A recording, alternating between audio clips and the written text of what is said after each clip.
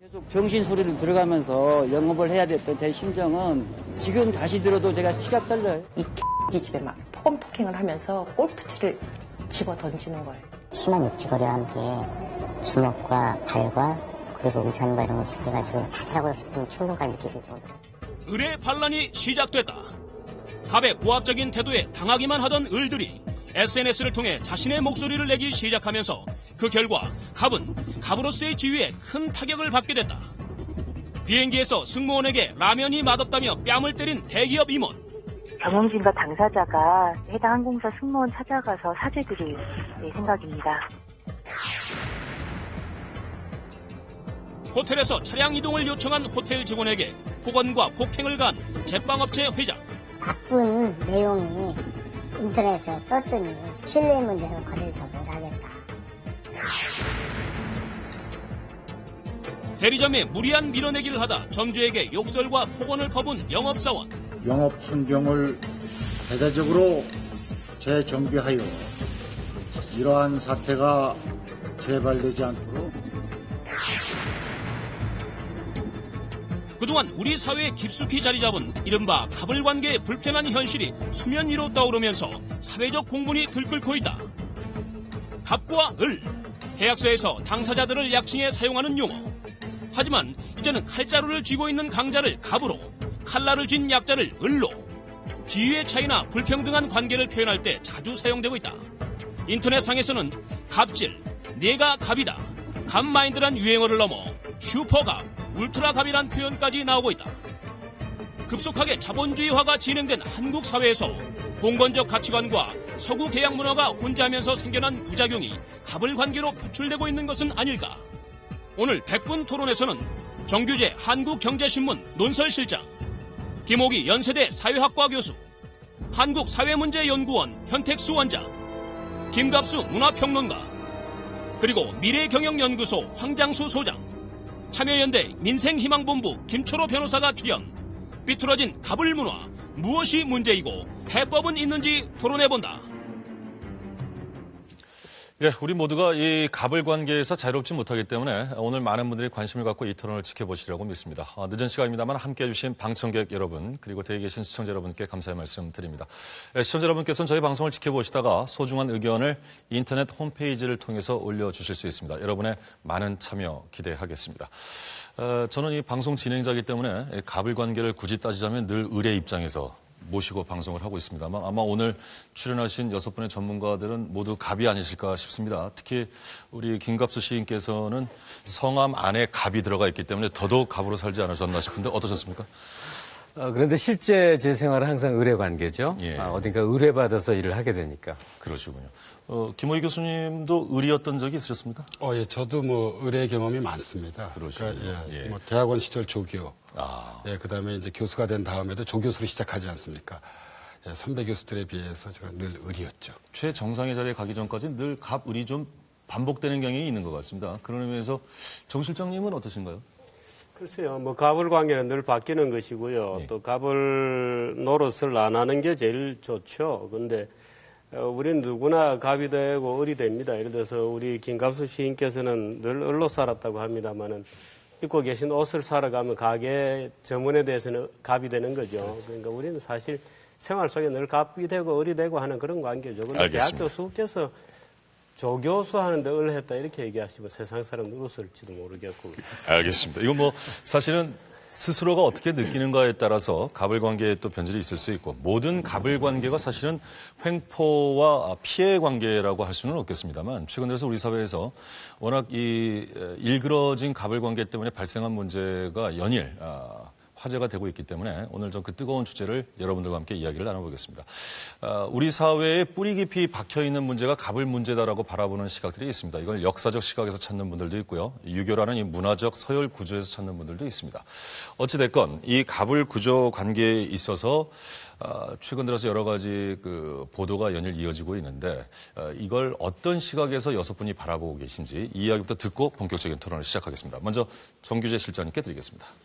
글쎄요, 최근에 근데 최근에 뭐 라면 임원이다, 또는 빵 회장이다 이런 것 중에는 사실 굉장히 과장되어 있거나 또는 우리가 진실에 접근하지 못하고 비상적으로 알고 있는 그런 것들이 굉장히 많고요. 예. 또 이제 경제민주화 바람을 타고 소위 기존의 경제적 계약 관계들에서 유리한 지위를 차지하려고 하는 그런 노력들이 계속되죠. 그런데 그 이면에 일부 이제 아주 소위 우리가 보기에도 눈살을 찌푸릴 수밖에 없는 그런 여러 가지 행동들이 소위 이제 갑의 위치에 있는 것으로 간주되는 사람들로부터 많이 나오고 있는 것은 특히나 아마 그 봉건적 계급 의식이라든지 봉건적 신분 질서에 대한 미련이라든지 이제 저는 주로 그런 것으로 봅니다. 그런데 일부에서 아까 우리 자막에서도 좀 얘기했습니다만 무슨 자본주의화가 되고 하면서 어쩌고 저쩌고 하는 것은 좀 동의할 수 없고요. 또 시장경제 체제가 기본적으로 가부를 구조화하는 이런 것하고는 관계가 없죠. 그래서 일부 우리가 가불 문제에 대해서 얘기할 때 정상적인 거래 관계를 예를 들어서 단순히 자기가 공급자가 되거나 의뢰인이 된다는 측면에서 어떤 피해의식이나 또는 피해자로 보는 것은 약간의 일종 언더도그바 현상이고요. 자기를 약자로 보이게 하는 어떤 전략일 수도 있어서 우리가 이 문제는 좀 사실은 냉정하게 봐야 되는 측면도 좀 있다고 보죠. 예, 그렇군요. 예, 김호희 교수님.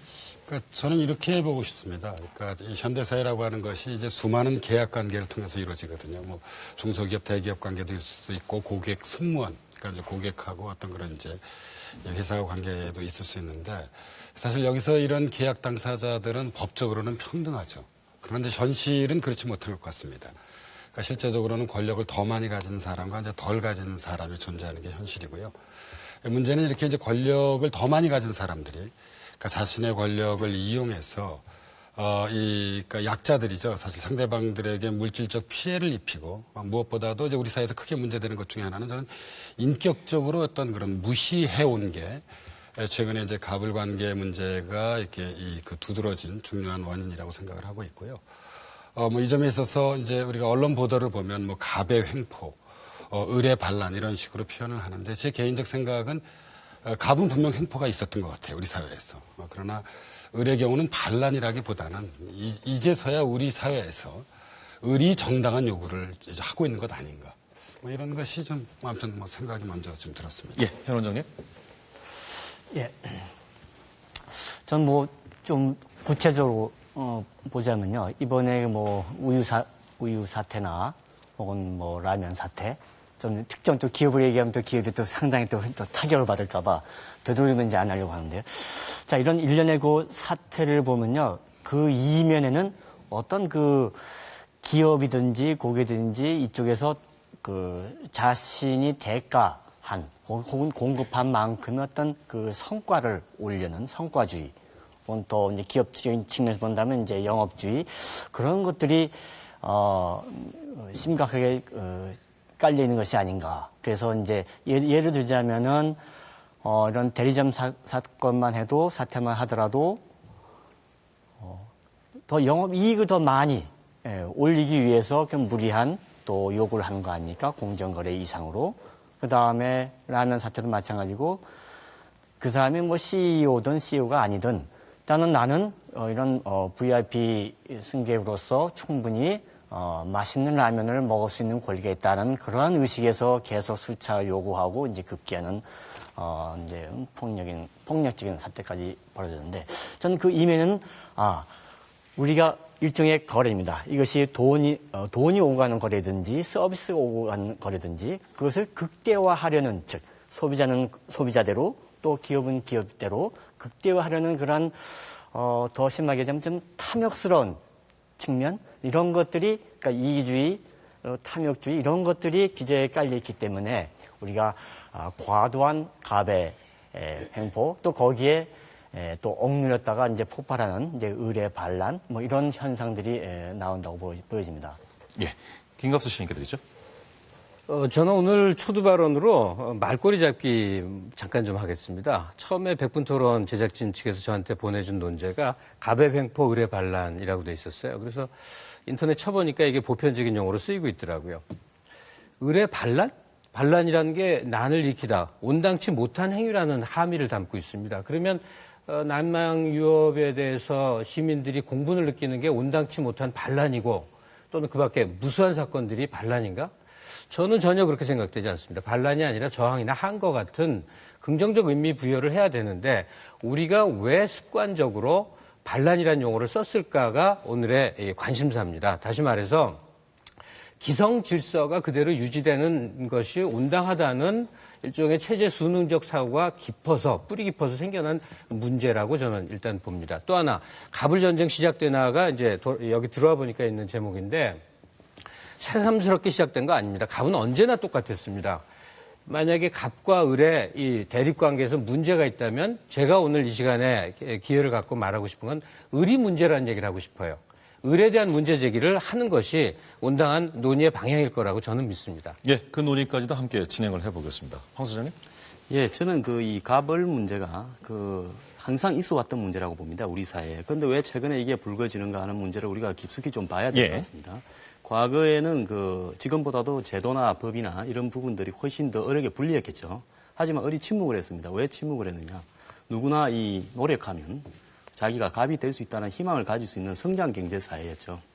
그런데 이제 90년대 후반이 들어서면서 IMF 이후에 자영업자가 몰락해가고 조기 은퇴자가 늘어나고 또 이 실업자들이 넘치면서 우리 사회의 부의 양극화나 이 가계 부채라든지 부의 독식이 심해졌죠. 그런 상황 속에서 자기가 사회의 주역이나 삶의 주역이 아니다. 앞으로 이제 자기가 이 신분을 유지하거나 상승할 희망이 사라졌다라고 느끼게 되니까 그런 부분들이 마음속에 이 불로 자리 잡고 있었습니다. 근데 이제 이런 부분들이 최근에 SNS라든지 포털 검색어라든지 이런 것들이 발달하면서 이게 이제 불을 지를 수 있는 출구가 된 거죠. 그래서 이제 이런 것들이 지금 번져 나와서 사회적으로 지금 표명화되고 있는 부분이라고 봅니다. 그래서 이게 왜 지금 이런가에 대해서 우리가 사회 현상을 좀 고민을 해야 될 거라고 봅니다. 예, 김 변호사님. 네, 남양유 욕설 녹취록의 내용을 들어보면 이 30대 영업사원이 이 50대 대리점주에게 욕설과 함께 물량을 이제 강압적으로 넘기는 그 내용이 담겨 있습니다. 이 모습은 우리 사회의 가장 중요한 모순을 드러내는 모습이라고 생각이 되는데요. 우리 경제 체제에서 대기업이 제일 위에 꼬리에 있고 그 밑에 이제 대기업의 정규직으로 취직한 젊은 친구들이 있습니다. 그 밑에는 바로 이제 대리점주나 가맹점주 이런 자영업자들이 존재하고 그 밑에 있는 알바생들이 있고 비정규직들이 있습니다. 이와 같은 신문제적인 모습을 띠고 있어가지고 이러한 그 경험들이 보편적이고 공감대를 가지게 돼가지고서 국민들의 가슴을 치는 바가 있고 그래서 공분을 불러일으키게 됐다라고 이렇게 생각이 되고 그리고 이제 경제적인 이런 불공정 구조들이 이제 계속 존재하기 때문에 지금 경제는 계속적으로 조금씩이라도 성장을 하고 있지만 그 이익은 전부 대기업들이 가져가고 아래로 내려갈수록 점점 더 빈곤해지는 상황입니다. 우리 사회에서 현실적으로 놓고 보면 대기업의 정규직 사원들은 어느 정도 소득을 보장받아서 잘 살고 그 사람들은 사회적으로도 지위를 인정받아가지고 사회의 을들에게 큰 소리를 치고 삽니다. 그리고 그 밑에는 또 진짜 가장 바닥에 깔려있는 비정규직들이 있거든요. 그래서 많은 을들이 공감하는 바가 있는 거죠. 이 모습이라는 게. 이건 나이도 필요가 없구나. 50대라 하더라도 대기업 사원에게도 저렇게 쩔쩔맬 수밖에 없구나. 예. 이런 공감대가 있기 때문에 중요한 문제가 됐다고 생각이 됩니다. 알겠습니다. 그래서 약간 선동적인 거는 말씀을 하시는데요. 예를 들어서 대기업이라고 해서 다 무조건 갑이 되고 그런 것은 아닙니다. 시장에서는 누구나 을이죠. 예를 들어서 대기업들도 물건을 팔아야 되고 남양유업만 하더라도 최근에 매출이 줄고 우연 매출이 줄어서 아주 고전하고 있죠. 그 소비자들에 대해서는 을이거든요. 또 대기업들이 예를 들어서 30대 대기업 중에 벌써 한 15개 정도가 망한 거 잘 아시잖아요. 그 대기업이 항상 무슨 갑의 위치에 있고 이렇게 위계 질서화되어 있는 것은 아니죠. 끊임없이 말하자면 변환되고 있는 거고 지금 남양유업 얘기를 하셨습니다마는 우리 중에 사실 진실이 무엇이었던지를 아는 사람은 거의 없다고 봐야 되지 않겠습니까? 예를 들어서 아까 대기업의 정규직 사원 이렇게 얘기하셨지만 제가 알기로는 고졸 사원으로 알고 있고요. 고졸로 들어온 영업직 사원이 무슨 굉장한 힘이 있겠어요. 그런데 그 대화 내용에서 말하자면 욕설한 부분만 공개가 되었었던 거죠. 그 전에 어떤 대화가 있었는지 우리 전혀 모르죠. 그러니까 말하자면 편집되고 공개된 것만 가지고 그것을 우리가 그 권력 관계의 전부였다고 판단할 근거는 전혀 없죠. 예를 들어서 라면 문제만 하더라도 그 라면 포스코의 임원이 초급 임원이 비즈니스를 처음 타보는지 어떤지 모르겠습니다만은 결국에는 뭐 잡지를 말아서 그 스튜어디스를 때렸다는 건데, 물론 그 행위 자체는 용서받을 수 없는 행위인데 거기에까지 이르는 복잡한 프로세스가 어떻게 되었는지에 대해서는 우리는 알지 못하고 있어요. 거기에도 보면 비행 일지라고 하는 공개되어서는 안 되는 항공사의 대회비가 공개가 되었어요. 말하자면 오히려 이건 이상하다. 아주 일부분의 일방적인 얘기가 나오면서 완전히 매도되는 오히려 분위기가 되고 있어서, 예를 들어서 빵 회장 사건이라는 것도 그 빵 회장이 차를 갖다 댔는데 거기에는 국회의원만 되는 곳이었어요. 그러니까 국회의원이 아닌 당신이 비키라 하니까 이제 야, 국회의원만 왜 특권이냐 하고 갖다 대는 거죠.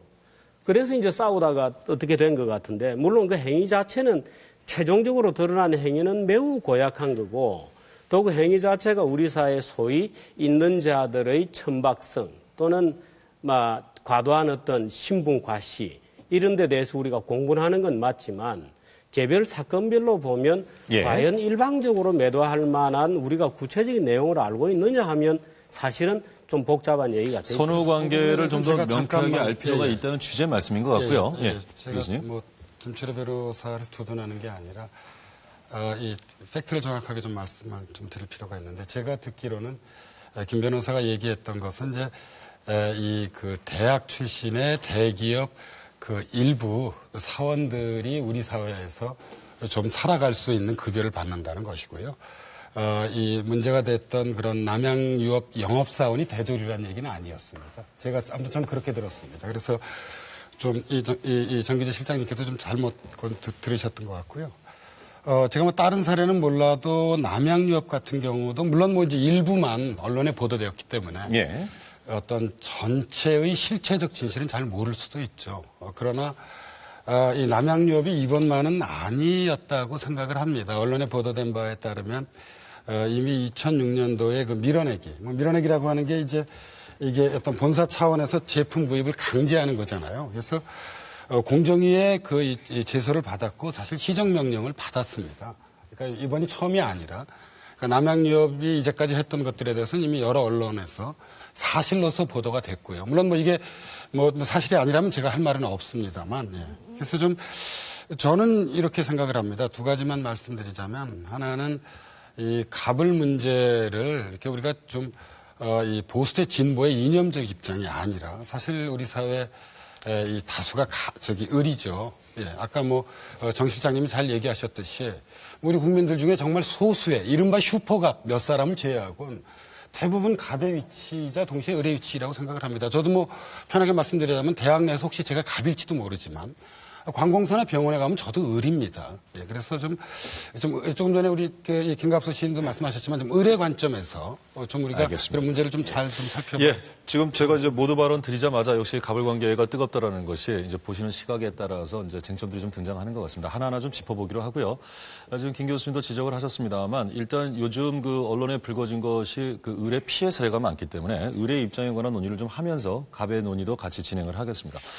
앞서 그 김갑수 시인께서 을의 반란이라는 단어 자체에 대해서 강한 거부감을 표시하셨어요. 그동안 을이 체제 순응적이었다라는 말씀도 하셨고, 또 황 소장님께서는 이것이 노력하면 극복할 수 있기 때문에 그동안은 좀 숨어 있었다. 그러나 이제 SNS에는 기재와 함께 좀 표현을 해주셨는데, 또 한편에서는 저희가 좀 일부분만 보는 건지는 모르겠습니다만, 어떤 조직이라든가 어떤 인간관계에 있어서 갑을 관계의 부당성이라든가 이 일그러진 관계가 늘 존재했었는데, 그동안은 사실 이게 구조적이거나 경제적인 이해관계가 좀 얽매여 있어서 을이 표출하기가 좀 쉽지 않았던 구조도 있지 않았겠습니까? 그런데 이것이 표출되면서 또 그게 다수가 연대가 되면서 을의 반란이라는 표현이 되지 않았는가 싶었는데, 두 가지 쟁점이 있을 것 같아요. 자, 이 을의 반란이 과연 어떤 이 갑을 관계를 해결하는 기폭제 역할을 할 수 있는가라는 쟁점 하나 하고, 또 정규재 실장님께서 지적을 하셨습니다만, 과연 이 을의 반란이라고 표현한 이 모든 것이 마녀 사냥식으로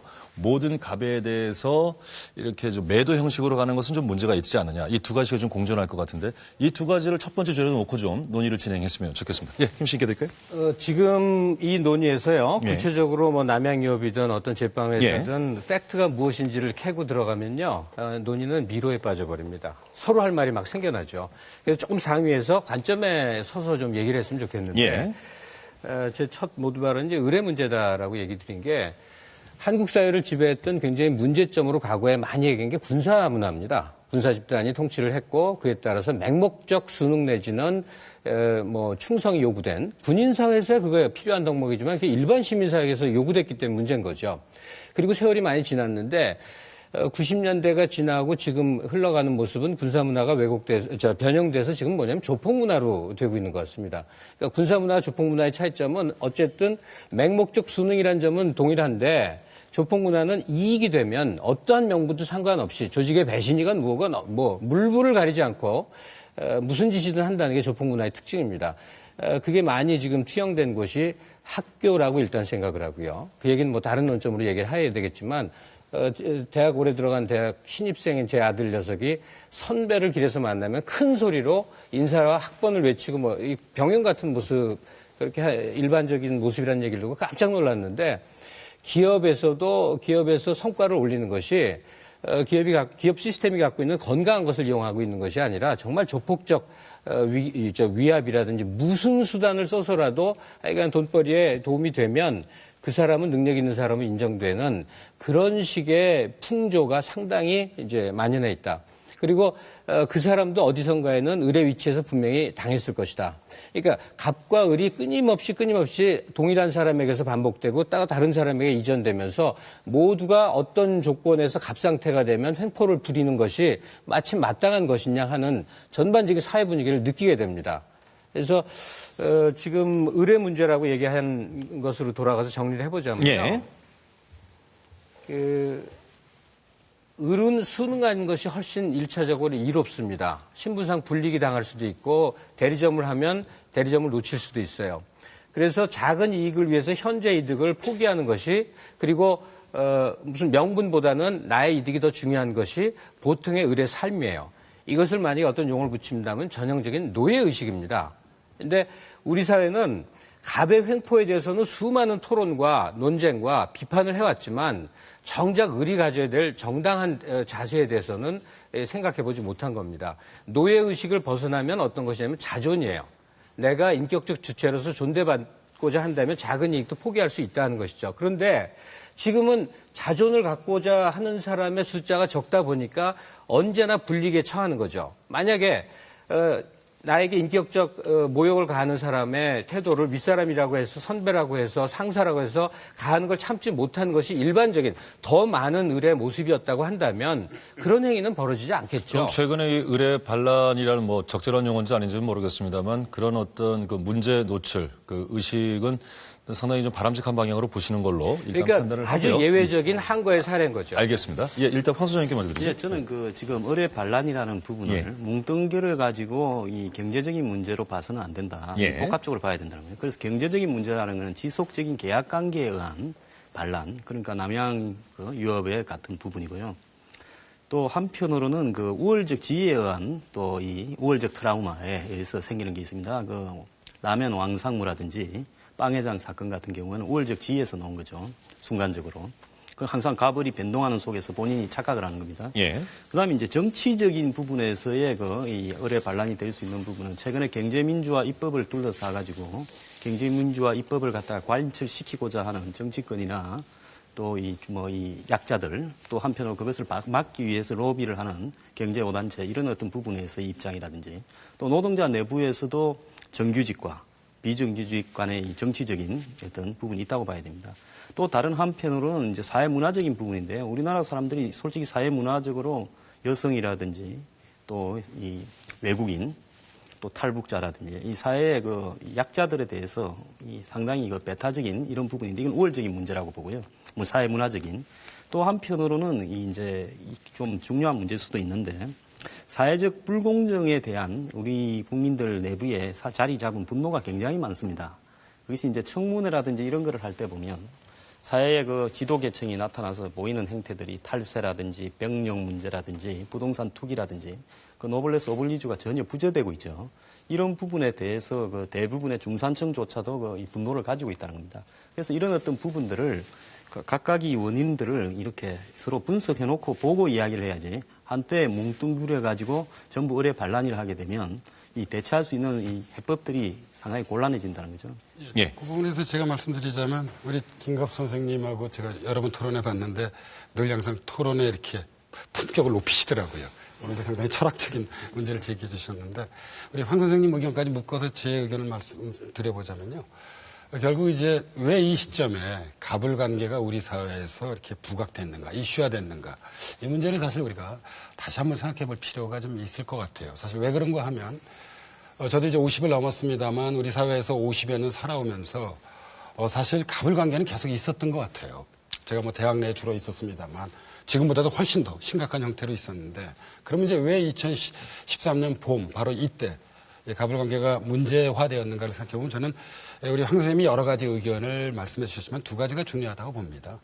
하나는 경제적 요인입니다. 다시 말씀드리자면 뭐 하도급 기업이나 대리점주 등 그러니까 이른바 을들이죠. 을들이 사실 생존권을 위협받는 수준으로 내몰리고 있는 게 현재 한국 경제의 저는 현실이라고 생각을 하고 있습니다. 그걸 뭐 우리가 양극화로 표현하든 뭐로 표현하든. 그래서 이제 좀 절박한 거죠. 그래서 자기 목소리를 좀 낼 수밖에 없는. 저는 이런 경제적 요인이 중요하고요. 또 하나는 우리 이제 그 김갑수 시인께서 말씀하셨던 이제 이른바 정말 좀 철학적인 사회 문화적 요인인데요. 이 사회학이나 철학 얘기를 해서 좀 죄송합니다만 한 사회가 이렇게 발전하다 보면 이 문화적, 의식적으로 자기 스스로를 정말 그 완전한 인격체로 다른 사람과 동등한 인격체로 인정받고 싶어하는 욕구가 생깁니다. 보통 이제 이것을 우리가 인정투쟁이라고 얘기를 하는데 사실 먹고 살기가 너무 힘들 때는 이런 인정에 대한 욕구가 있어도 표출을 잘 못합니다. 그런데 이제 우리 사회가 일정하게 계속 이제 뭐 경제사회적 발전에 오면서 저는 이제 비로소 그 단계에 도달했다고 생각을 하고 있습니다. 내가 동등한 이 대한민국이란 사회를 구성하는 구성원으로서 비록 내가 뭐 대리점을 하고 그다음에 뭐 하도급을 받아서 기업을 운영하고 아니면 저기 편의점을 운영한다 하더라도 내가 비정규직이라 하더라도 동등한 인간으로서 인정받고 싶다. 이런 것들이 어떤 그런 의뢰의 어떤 요구가 폭발하는 중요한 어떤 사회문화적 요인이 되지 않았나 하는 생각을 하게 됩니다. 예, 이른바 이 최근 들어서 뭐 갑을 전쟁이라는 표현이 등장할 때까지처럼 할 정도로 이런 변화가 생긴 것이 그런 이유에 있다라고 좀 보시는 것 같고요. 예. 예.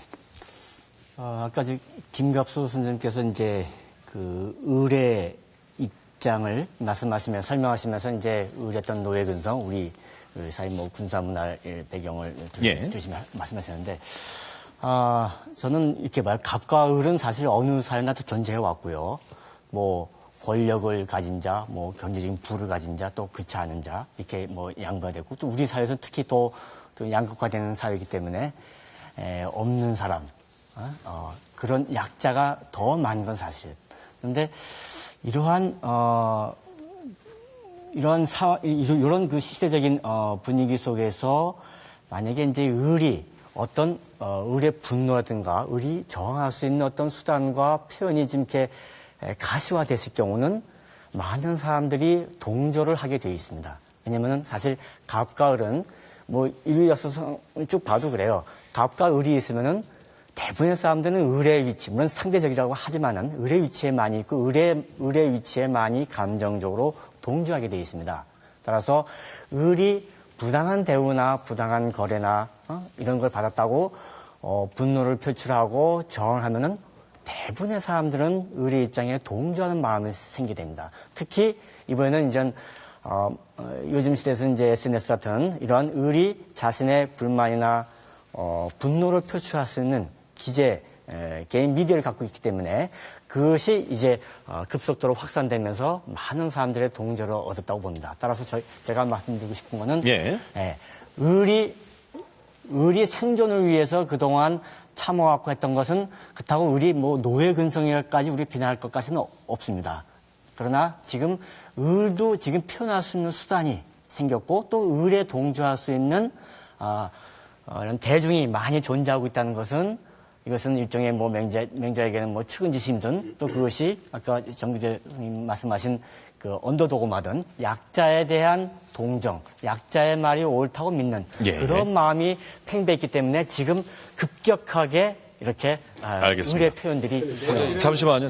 지금 그 논의가 아마 왜 이즈음 들어서 이렇게 그 갑을 전쟁이 시작이 되고 문제는 올해부터 있었는데 또 을들이 왜 이렇게 문제 제기를 하는가에 대해서는 충분히 좀 논의가 이루어진 것 같고요. 제가 좀 구체적으로 논의를 좀 진전시켜 보겠습니다. 일단 그 막말 우유가 지금 뭐 관점이 됐으니까 얘기 좀 드려보면은 도발적인 좀 질문이 될지 모르겠습니다. 정 실장님 기자 좀 드리고 싶은데요. 일단 그 대리점주에게 그 막말 폭언을 한 것에 대해서는 모두가 공분을 느끼고 있는 것이기 때문에 세상 논의할 필요가 없을 것 같고요. 다만 최근 들어서는 역으로 생각하면은 다수의 을이 한 개인인 갑에게 영향력을 행사하고 있는 그 좀 형태도 좀 보이고 있거든요. 근데 그런 형태와 함께 가장 현실적인 얘기를 하자면은 그 우유 아까 밀어내기라고 하셨습니다만 그런 관행이 잘못된 문제를 일으켰는데 그의 피해를 보는 것이 기업만이 아니고 그 기업의 주식 자산 가치가 떨어지면서 그 기업에 투자한 주주들도 좀 피해를 입고 있거든요.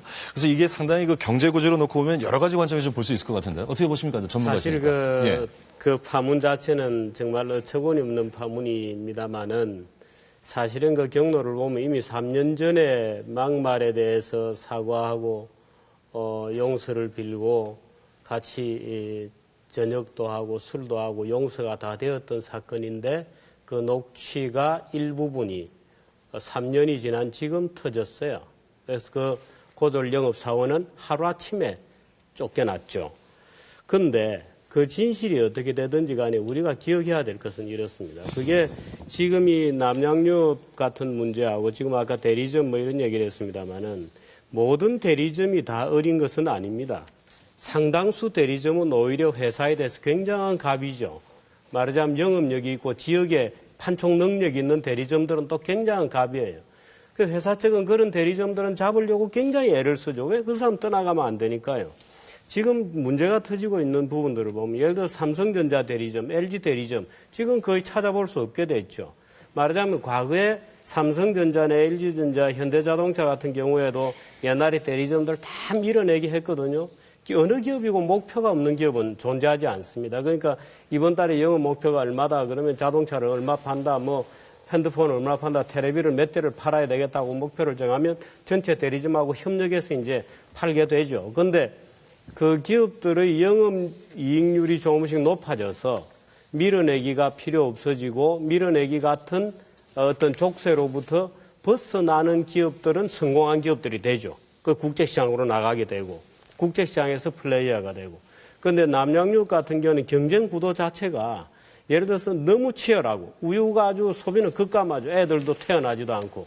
그러니까 아주 시장이 협소해지는 데서 경쟁자가 많은 데서 오는 그야말로 무차별적 경쟁 상황에서의 고통인 것이지 예를 들어서 남양유업 문제를 우리가 대리점 대 예를 들어서 회사의 갑을관계로 파악해버리면 아마 해결책이 안 나올 겁니다. 말하자면 그런 시장은 똑같은 대리점 문제가 있지만 어떤 판매 채널이 바뀌는 데서 오는 여러 가지 고통들이 있거든요. 예를 들어서 판매 채널이 마트 같은 데로 바뀌고 편의점 같은 데로 직배 체제로 바뀌면서 대리점 체제가 와해되고 있다든지 전자 같은 경우는 대리점 체제가 거의 다 지금 무너져 버렸죠. 그러니까 말하자면 그런 데서 오는 산업 변화가 만들어내는 경제 조건의 변화가 극도의 말하자면 그 해당되는 변화의 부분에 있는 분들에게 고통을 주는 것이지 그것이 우리가 얘기하는 예를 들어서 뺨을 때렸다 뭐 잡지로 머리를 쳤다 하는 그런 종류의 어떤 위세를 부리고 젠체하고 하는 이 천박성, 말하자면 문화적 특성이라고 볼 수 있는, 예를 들어 한국 사람들 동남아 가면 뻑이고, 유럽 가면은 좀 겸손하고, 뭐 이런 식의 어떤 이중적 어떤 갑의 태도 이런 것과 지금 대리점 문제 이런 거하고는 상당히 차이가 됩니다. 이걸 두 가지 문화적인 문제랑 동일시하는 것은 곤란하다고 지금 경제적인 측면에서 말씀을 해주셨는데요. 예. 지금 남양유업 문제를 시장 경쟁이나 뭐 시장 환경 변화에 따른 마찰의 일환으로 보신다면 조금 이상하다고 저는 생각이 듭니다. 왜냐하면 우리 일상적으로 겪지 않습니까? 지금도 뇌리에 생생합니다. 한보철강 사태 때 청문회에서 정태수 회장이 그러죠. 자기 경영사장들을 향해서 머슴들이 뭘 안다고. 기업 오너의 뇌리에 자기 경영사장들의 존재는 머슴이었던 거예요. 그러니까 그런 우리 일상 다 망하죠. 피존도 그렇죠. 망합니다. 피존도 그렇죠. 네. 지금 일상생활에서 벌어지는 그냥 상전과 하인의 관계 이 각도로 봐야 되는데 그거는 시장 질서가 아주 좋아도 그래도 더 그렇습니다. 현실적 강자가 되니까. 잠깐 역사로 넘어가 보면요. 우리 노예제에 대해서 조금만 좀 얘기를 해야 돼요. 세계 역사에 노예제라는 게 항상 존재했는데 완전 노예제와 반노예제라는 게 있는데 우리 경우는 우리의 노비, 조선시대에 등장했던 노비는 완전 노예제라고 해서 개인의 재산, 개인적인 가족관계 등등 형성될 수 없는 가장 악성의 노비제도였어요. 노예제도였어요.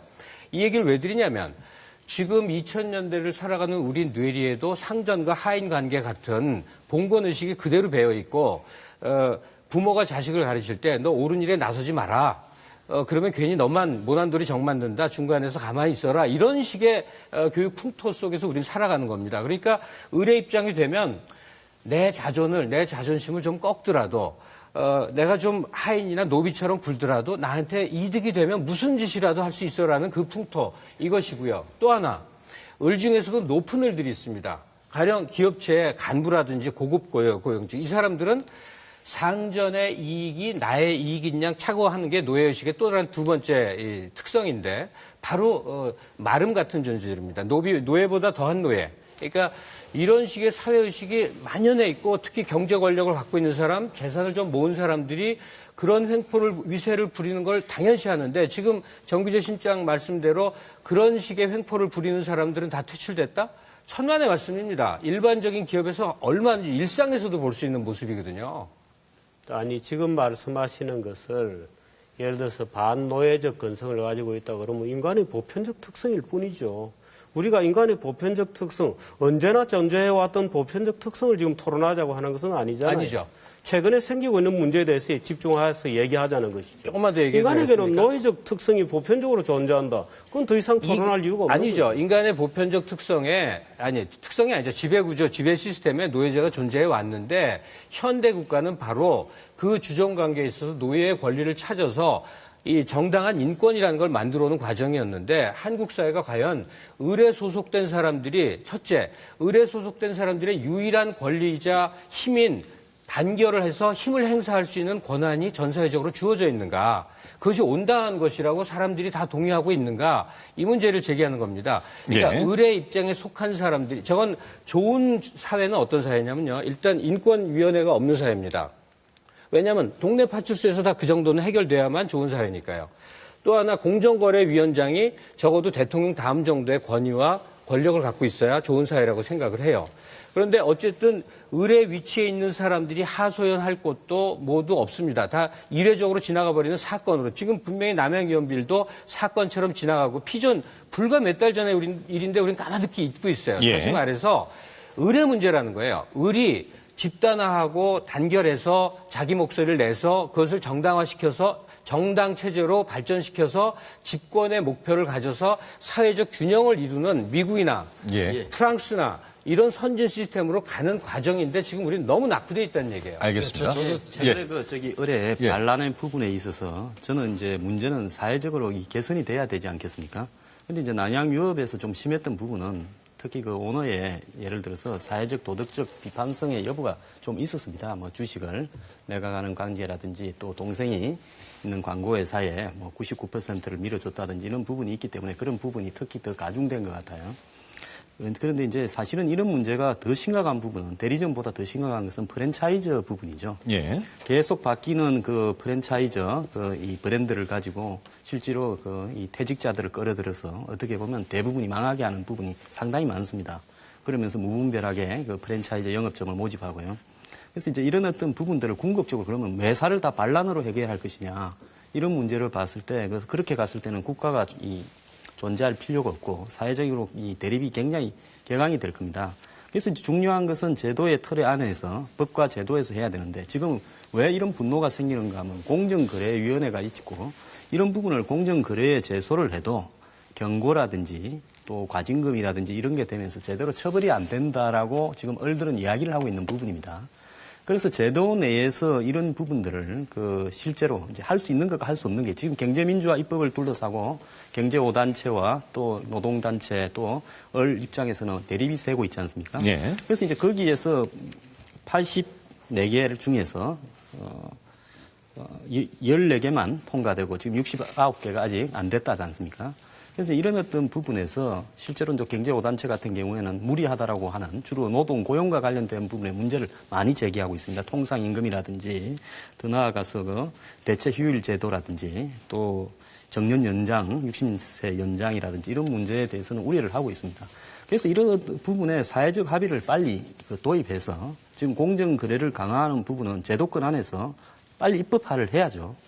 다만 이제 노동 문제에 있어서는 사실은 이 대기업도 생산성이 없다. 미국의 근로자들보다도 한국의 근로자들이 더 노동 비용이 높다라고 하는 부분이 있습니다. 실제로 8천만 원에서 1억을 받는 대형 사업장의 노동자들을 이대로 방치하고 비정규직 문제를 해결 안 하고 이렇게 놔두는 게 맞느냐. 그래서 이런 문제들을 전부 제도권 안에 끌어들여 가지고 공론화를 해서 사실은 활발한 토론을 하고 그걸 숨기지 말아야 된다고 봅니다. 그런데 예. 우리 사회에 몇 가지 성역이 있죠. 말을 하지 못하는. 알겠습니다. 근데 저는 이거 김비서 선생님께 좀 여쭤보고 싶은데 지금 이 공정거래법이 갑을 간의 어떤 불평등한 이런 문제를 해소하기는 좀 미흡하다고 보는 분들이 많으신 것 같은데 어떻게 보십니까? 현재 종전의 공정거래위원회의 역할이라는 거는 이 담합이라든지 시장 지배적 지위 남용 그리고 이제 기업 결합 제한 그리고 소비자 보호 이런 것들을 좀 주안점에 두고서 활동을 많이 해온 것 같습니다. 지금까지 가맹사업, 최근에 이제 가맹사업, 프랜차이즈 사업과 대리점 거래 이런 것들이 최근에 많이 불거졌는데요. 이거에 대해서 지금까지 고발이 된 사례가 거의 없는 실정입니다. 그런데 실질적으로 지금 현재 가맹점들의 숫자가 한 20만 개 되고요. 마트의 입점업체가 납품업체가 한 2만 개 되고 이러는데 그 숫자로 놓고 보면은 훨씬 더 민생이라는 측면에서 보게 되면 훨씬 더 중요한 문제고 체감해서 다가올 수 있는 문제인데 그런 부분들은 좀 논외가 돼 있었고요. 작은 사건이라고 인식을 해가지고서 접수가 되더라도 보통 한 1년씩 묵히는 경우가 많고요. 사실 남양유업 사건도 사실 좀 그렇습니다. 이것도 사실 처음에 본인 당사자들이 1월 달에 이미 신고를 공정거래위원회에다가 한 상태였는데요.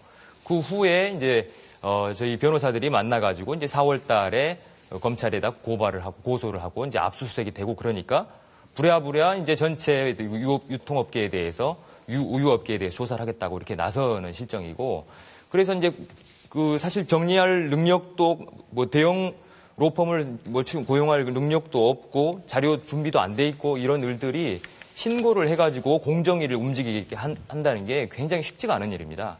그래서 지금까지는 사실 이러한 문제들이 수면에 엄청나게 깔려 있는데 이것들을 공정위에서는 주요 문제로 보지 않았고 앞으로는 제도 개선도 필요하고 공정위의 이 시각 전환도 좀 필요한 것 같습니다. 그 점에 있어서 제가 잠깐 말씀드려보자면 저는 정부나 국회 역할이 되게 중요한 것 같아요. 우리 김철호 변호사나 황당 선생 얘기를 좀 들어보면 그러니까 일단 법이 있어도 엄격히 적용을 잘 안 하죠. 그리고 또 처벌도 잘 안 합니다. 또 뿐만 아니라 국회 같은 경우는 지난 4월 임시국회가 끝났지만 사실 10개가 넘는 경제민주화 법안 중에서 본회의를 통과한 건 하도급법 개정안하고 대기업 등 대기업 등기임원의 보수 공개 법안 정도였어요. 지금 바로 이제 갑을 관계 핵심을 이루고 있는 프랜차이즈법이나 공정거래법 개정안은 6월 임시국회로 지금 이게 늦춘 상태고 일감 몰아주기 규제 법안은 아예 처리 일정조차 잡지 않은 상황입니다. 저는 이 시간이 좀 지났지만, 지난 대선에서 우리 사회를 뜨겁게 달궜던 건 세 가지라고 봅니다. 새정치, 복지효과, 그리고 경제민주화입니다. 경제민주화라고 하는 것이 한마디로 얘기하자면 시장을 포함한 경제 영역에서의 민주화. 다시 말씀드리자면 경제행위 주체들 간의 자유와 평등을 증진하는 것이거든요. 근데 이 경제민주화를 증진하기 위해서, 달성하기 위해서 재벌개혁도 얘기가 됐었고, 조세정의도 얘기가 됐었고, 양극화도 됐지만, 사실 일반 국민들의 입장에서는 잘 안 와닿습니다. 재벌개혁이 구체적 민생하고는 어떻게 연관되느냐. 이 갑을 관계야말로 사실 저는 이 경제민주의 핵심적 의제라고 생각을 하고요. 이 두 분 말씀하셨듯이 정부와 국회가 좀 적극적으로 우리가 이따 결론에서 다시 말씀을 나누겠지만 좀 나서야 할 시점이라고 생각합니다. 지금 여러분들이 경제민주화의 조치를 해서 이 사적 거래 관계에 정부가 개입하거나 법률로서 관여하거나 또는 사법의 영역을 공법화해서 거래 관계가 잘못되면 예를 들어서 갑으로 생각되는 기업의 업주를 징역형을 보내거나 또는 징벌적 손해배상을 3배씩을 때리거나 하는 것이 마치 을을 도울 것이다. 이렇게 주장을 하시는 것 같은데 전혀 그렇지 않습니다. 그래서 그 문제가 복잡한 것이고요. 그게 선거를 앞두고 그야말로 뭐 쉽게 생각하는 그렇게 하면 을들이 고단하다. 을을 도와주는 법이라고 하는 것으로 총론에 찬성했던 여론들이지 실제로 그 개별적으로 하나하나의 법들이 실제로 을들을 보호할 것인가를 놓고는 굉장한 논쟁들이 있어요. 그게 일자리를 만들어낼 거냐, 못 만들어낼 거다. 그게 을을 보호할 거냐, 안 될 거다. 을 자체가 죽어버릴 거다. 하는 굉장히 많은 논쟁이 있기 때문에 문제인 것인데 예를 들어서 우리가 착하게 살자 이렇게 얘기하면 만인이 찬성이죠. 그런데 어떤 방법이 착한 거냐 이렇게 들어가면 얘기가 완전히 다른 겁니다. 그런 것처럼 경제민주화 이러면 굉장히 좋아 보이지만 실제로 예를 들어서 이런 거죠. 이번에 통과된 프랜차이즈 가맹점법에 이런 것도 있어요. 프랜차이즈 사업주는 프랜차이즈 가맹점주들에게 예상 매출액을 서면으로 제시해야 돼요. 예상 매출액을. 예상 매출액에서 현저히 못 미치면 손해배상을 해야 됩니다. 아니, 누가 장사를 하는데요? 누가 장사를 하는데 내가 프랜차이즈를 한다. 그럼 매출액이 그게 얼마 정도 될 거요. 근데 그렇게 약속한 것보다 훨씬 떨어진다. 그러면 손해배상을, 징벌적 손해배상을 3배를 해야 되는 법이 확정이 돼 있어요. 아직 물론 본회의는 통과는 안 됐지만. 예. 그런 어처구니 없는 법을 경제민주하고 을을 지원해 줄 거라고 얘기한다면 정말 무서운 착각이죠. 예. 한선에 이제 극복 과제가 있습니다. 가령 지금 경제민주화 얘기를 하는데 저는 경제민주화라는 용어는 굉장히 모호합니다. 정치민주화는 뜻이 딱 오는데 그보다는 경제정의가 더 정확한 표현이라고 생각을 하는데 어쨌든 재벌 해체라는 사회적 어떤 과제를 해결하지 않아서 모든 문제가 생기는 거죠. 우리가 아는 모든 선진국도 재벌 비슷한 존재들이 있었습니다. 그런데 지금 우리가 4대까지 내려오고 있는데 몇 대 이상이 되면 자 보세요.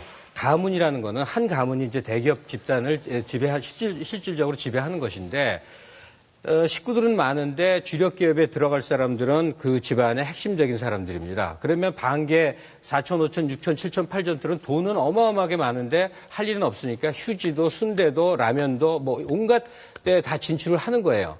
이게 어떤 문제를 낳느냐 우리 잘 알고 있듯이 독과점을 낳는 겁니다. 즉 재벌 그룹 한 덩어리에서 생산하는 상품이 있기 위한 수많은 자재들, 중간 관리의 물건들이 수많은 헤아릴 수 없이 많은 업체들이 서로 경쟁해가면서 납품해야 될 것들이 연고 기업들, 즉 집안들이겠죠. 연고 기업들로 이 시장 축소가 이루어집니다. 그 다음에 또 무엇보다도 이거는 좀 조사가 필요하겠습니다만 무성이 나오는 얘기로 재벌 그룹에 납품한다면 납품업체의 이윤율을 3%로 조정한다는 얘기가 있습니다. 이건 확인해 봐야 됩니다만 많이들 하는 얘기입니다. 이 3%라는 게 무슨 얘기냐면 그냥 연명만 한다는 얘기입니다. 즉 납품업체들은 하늘이 무너져도 더 성장해갖고 큰 기업이 될 수 없다는 의미를 갖는 거예요. 즉 재벌 대기업의 독과점이 우리 사회에 얼마나 큰 폐해가 되게끔 현재 와 있는지는 새삼 긴 토론이 필요 없는 거예요. 제가 확인해 드릴까요? 한 가지 얘기를 제가 확인해 드릴 수 있는데요. 예. 영업이익률 3%로 제한하는 것은 한국 재벌이 아니고 애플이고요. 삼성전자는 스마트폰 영업이익률이 보장해 주는 게 거의 지금 주고 있는 게 11%, 12% 정도 됩니다. 예, 어쨌든 재벌 가문의 그러니까 오너 집안으로 좀 태어났다는 이유 때문에 큰 기업을 마음대로 경영할 수 있는 권한은 반드시 철폐시켜야 되고 소유하는 건 누가 모르겠습니까? 큰 기업의 주식을 많이 소유해서 지분을 갖고서 소유주로서 권한을 행사하든 뭐 부유하게 살든 그건 누구도 뭐라고 하지 않습니다. 근데 지배권을 행사하는 문제에 대해서는 지난 민주정부 시절에 여러 가지 제도적 틀을 통해서 제어하려고 했고 그다음에 박근혜 대통령도 후보 시절에 한 5가지 유력한 정책으로 하려고 하다 다 포기해버린 그것을 우선적으로 해놔야 소위 사회적 갑을, 기업 간의 갑을 이 체제에서도 기초가 마련되는 게 아닌가 하는 겁니다. 지금 조금 정규재 실장님 이야기가 좀 충격적인 데가 있어가지고 제가 반론을 좀 해야 되겠는데요. 지금 아까 어떤 부분 말씀이신가요? 아까 추상적으로 경제 민주화는 좋은 말 같이 들리지만 실제로는 을에게 도움이 안 된다 이런 취지로 말씀을 하셨는데요. 다소 충격적으로 저는 들립니다. 이번에 그 가맹 사업을 개정하면서 이제 중요한 내용이 24시간 영업 강제를 폐지했고요. 그리고 이제 과도한 해지 위약금을 이제 물리는 것을 폐지하고 영업 지역을 보호하고 이런 것들이 이제 핵심 내용이 들어갔습니다. 지금 편의점 가맹 계약의 경우에는 영업이익이 나게 되면 영업이익의 35%는 무조건 본사가 가져갑니다. 모든 비용은 가맹 점주가 이제 부담하게끔 돼 있고요. 그래서 이제 손해가 나든지, 그러니까 가맹 점주가 손해가 나든지 이득이 나든지 무조건 가맹 본부는 이득을 취하게 돼 있기 때문에 24시간 영업을 강제하면 무조건 이득입니다. 아니 그래서 손해가 근데 야간 그래서 안 우리나라 떠도 전체 가맹 사업자들 중에 몇 명이나 지금 살아 있습니까? 모든 가맹 사업자는 다 돈을 벌고 모든 가맹 점주는 다 빈털터리가 되었나요? 그래서 이제 그러니까 그런 장사가 안 내용들은요. 되면은 이제 그만 이익을 해야 볼 되는데. 때 이익을 보면 프랜차이즈 본사가 얼마 가져가고 그 가맹점은 얼마를 가져가고 하는 건 사적 계약의 영역이죠. 그러니까 사적 국가가 계약이 정해준 게 불공정하다 아니라는 이 겁니다. 이야기를 드리는 겁니다. 그러니까 사적 원래 계약의 계약이 그렇게 돼 영역을 있었어요. 너 24시간 영업해라. 그리고 뭐 너 장사 그만두면 해지 위약금 몇 천만 원씩 물어라. 계약서에 이렇게 돼 있단 말입니다. 이게 정당한 그 대등한 당사자 간의 자유로운 계약입니까? 그렇지 아니, 않아요. 그런 프랜차이즈라면 지위가 예를 있는 들어서 자가 가맹 본부가 자기의 지위를 남용해서 불리한 조항을 한꺼번에 막 넣어놓기 때문에 이거에 대해서 법과 공정거래위원회가 단속을 해야 된다 이런 주장인 거죠 지금. 아니 그 계약을 선택하는 것 자체도 자유의지로 하는 것이죠. 그렇게 해서 보호받으면 다른 이미 기존에 진출해 있는 프랜차이즈만 기득권을 갖게 되는 거죠. 그래서 최근에 프랜차이즈 규제가 나오면서 이미 진출해 있는 프랜차이즈 중에 장사 잘 되는 것들은 권리금이 굉장히 올랐어요. 왜? 특권이 창출되었기 때문에. 그래서 어떤 프랜차이즈를 예를 들어서 자영업을 하려고 자영업주들이 내가 어떤 프랜차이즈를 선택하느냐는 것부터가 자기의 자유죠. 누가 끌어다가 이 사업을 억지로 해라고 시키지 않았거든요. 그래서 각 프랜차이즈마다 조건을 제시하고 그 조건을 선택하는 겁니다. 예를 들어 24시간 우리는 해야 된다. 업무의 특성상. 우리는 편의점을 하는데 24시간 안 하면 안 된다. 이 지역은 어떻게 이렇기 때문에 우리는 이 지역에서는 24시간이 아니라 25시간도 해야 된다고 본다. 나는 25시간 그러면 못 한다 그러면 그 프랜차이즈 안 하면 되는 거예요. 그건 사적 계약의 영역이죠. 그게 영업할 자유잖아요. 안 하면 그 자유 안 하면 그만인 기업이 것입니다. 부당하면 너 회사 나쁜 회사 떠나면 되잖아 이 얘기인데 그런 얘기가 어떻게 있을 수 있나요? 물론 전적으로 사적. 잠시만요. 일단 현 원장님 잠깐만 기다려주시고 김 교수님 말씀 듣고 드리겠습니다. 예. 이게 문제의 본질이라고 봅니다. 예. 결국 이제 그동안 이제 우리 사회가 압축적으로 성장을 하면서요. 그러니까 이제 시장에서 사실 맹목적 효율을 주로 추구를 했죠. 근데 이제 맹목적 효율 못지않게 중요한 그 가치가 시장적 행위에 참여하는 행위 주체들 간의 공정성입니다. 그게 뭐 기업이 됐든 개인이 됐든 아니면 뭐 포괄적 의미에서 노조가 됐든. 근데 이 공정성이 제대로 보장이 안 된 거예요, 우리 사회에서. 저는 이게 이제 추상적 담론으로는 경제민주화로 나타났고 그리고 이 일반 우리 시민들이 피부에 와닿는 담론으로는 이번에 가불관계로 나타났다고 봅니다. 뭐 이렇게 진보적 담론까지 갈 필요가 없다고 생각을 합니다. 박근혜 대통령도 이 후보 시절에 제 기억이 정확하다면 재벌의 소유 구조에는 손을 대지 않겠지만 대기업의 사익 추구나 불공정 거래 행위를 엄격히 규제하겠다고 천명했거든요. 다시 말씀드리자면 시장에서 효율 못지않게 공정도 새 정부의 대단히 중요한 가치로 삼겠다. 이게 사실 보수적 정부가 내건 겁니다. 저는 이미 우리 사회가 이 단계에 도달했다고 생각을 하고 있습니다. 그래서 재벌 해체, 재벌 교육은 또 다른 어떤 토론을 요하는 주제이고요. 그냥 단지 제 바람은 이번 그런 이 가불관계에 대한 논란을 통해서 우리 사회가 좀 시장적 어떤 그런 공정성을 좀 확보했으면 했으면 좋겠다. 공정하게 시장 그래 죄송합니다. 그런데 다섯 분이 되게 경제민주화는 무조건 찬성 쪽이시니까 저희한테 5배의 발언 기회를 주셔야 되는데요. 5배까지는 못 드리고 이번 기회는 드리겠습니다. 말씀 듣고 현 원장님. 예를 들면 그게 정치적 슬로건이라는 거하고 하도 그래 보십시오. 예를 들어서 원가 후려치기라고 얘기하지 않습니까? 원가 후려치기를 보세요. 원가 후려 조금 약간 설명을 드리면 우리 세 사람이 똑같은 업자입니다. 갑하고 우리는 다 어려요. 예를 들어서 어떤 회사에 납품을 한단 말이죠. 그럼 그 회사하고 우리하고 경쟁하는 게 아니에요. 공정한 경쟁은 우리 사이의 경쟁이잖아요.